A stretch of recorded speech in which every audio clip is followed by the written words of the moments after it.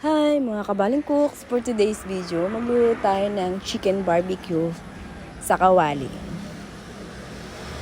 Una, i-marinate natin ang ating chicken. Magdikdik ng isang ulo ng bawang.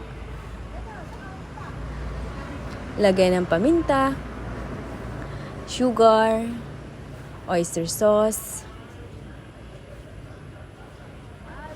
at barbecue sauce. Lagyan din ng soda, kalamansi at toyo. At i-marinate natin sa loob ng 30 or 1 hour. Ready to cook na. Una, ihiwalay natin ang pinagbabaran at ilagay natin sa kawali ang ating chicken. Pamantikain ang ating chicken.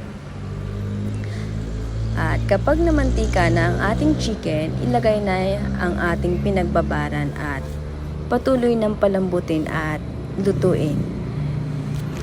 Maghiwalay ng konting sauce. It's alright. Thank you. See you next post.